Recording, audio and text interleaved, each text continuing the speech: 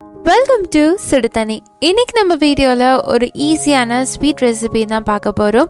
உக்கலி எப்படி பண்ணுறதுன்னு பார்க்கலாம். இது சேலம் சைடில் ரொம்பவே ஃபேமஸான ஒரு ஸ்வீட், பண்ணுறது ரொம்பவே ஈஸி.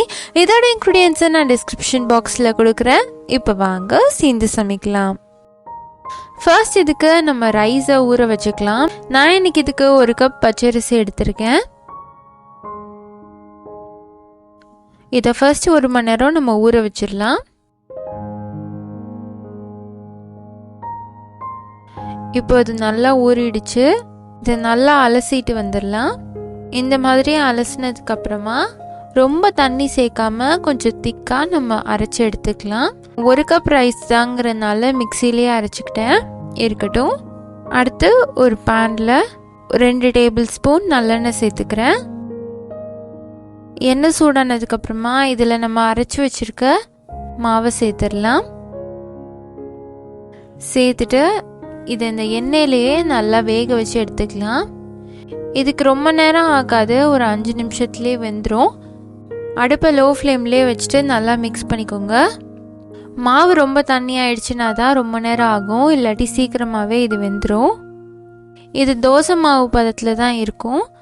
அடியில் ஒட்டிக்கிச்சுன்னா உடனே அதை எடுத்து விட்டுருங்க. கீழே சுரண்டி இதை நல்லா வேக வச்சுக்கணும்.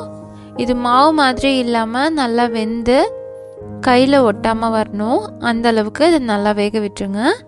இதில் முக்கியமான விஷயம், எண்ணெய் நிறையா சேர்த்துறாதீங்க. எண்ணெய் நிறையா சேர்த்திங்கன்னா சாப்பிட முடியாது, ரொம்ப ஆயிலியாக ஆகிடும். இப்போ இது நல்லா வெந்துருச்சு. இதில் நான் 3/4 கப் வெல்லம் சேர்த்துக்கிறேன். நான் இன்றைக்கி மண் இல்லாத வெல்லமாக தான் எடுத்திருக்கேன். சப்போஸ் நீங்கள் வெள்ளை கட்டியாக எடுத்தீங்கன்னா நீங்கள் தனியாக அதை கரைச்சி வடிகட்டிட்டு கூட இதில் சேர்த்துக்கலாம்.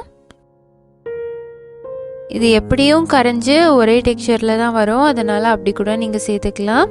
சேர்த்துட்டு இதையும் லோ ஃப்ளேம்லேயே வச்சுட்டு நல்லா மிக்ஸ் பண்ணி விட்டுக்கோங்க. அங்கங்கே உருண்டையாக கட்டி ஆச்சுன்னா நீங்கள் அதை குத்தி விட்டு அதை பிரித்து விட்டுக்கலாம். இது வேக வேக தான் நல்லா உதிரியாக வரும். இப்போ பார்த்தீங்கன்னா இது நல்லா கலந்துருச்சு. இப்போ இது கூட ஒரு சிட்டிகை உப்பு, ஒரே ஒரு துளி பச்சை கற்பூரம் சேர்த்துக்கிறேன். சேர்த்துட்டு இதை நல்லா மிக்ஸ் பண்ணிக்கலாம். இதோட வேணும்னா நீங்கள் ஏலக்காய் தூள் கூட சேர்த்துக்கலாம். சேர்த்துட்டு எல்லாத்தையும் நல்லா மிக்ஸ் பண்ணி விட்டுக்கிறேன். இது ரொம்ப ட்ரையாக இருக்கனால பச்சை கற்பூரம் அங்கங்கே நின்றும், அதனால் நல்லா மிக்ஸ் பண்ணிக்கோங்க. இது மாதிரி நல்லா உதிரியாக ரெடி ஆனதுக்கப்புறமா அடுப்பை ஆஃப் பண்ணிடுறேன். இது இருக்கட்டும். அடுத்து ஒரு பேனில் 2 டீஸ்பூன் நெய் சேர்த்துக்கிறேன். இதில் 5-6 முந்திரி பருப்பு சேர்த்துக்கிறேன். சேர்த்துட்டு இதை நல்லா வறுத்துடலாம். முந்திரி லைட்டாக செவந்து வந்ததுக்கப்புறமா இதில் 2 டேபிள் ஸ்பூன் தேங்காய் சேர்த்துக்கிறேன். சேர்த்துட்டு அதையும் லைட்டாக வறுத்துக்கோங்க. நெய்யில் அந்த வாசம் வர அளவுக்கு வறுத்தா போதும், ரொம்ப கலர் மாறணும்னு இல்லை. இது மாதிரி நல்லா வறுப்பட்டதுக்கப்புறமா இதை நம்ம செஞ்சு வச்சுருக்க உக்கலியில் சேர்த்துடலாம்.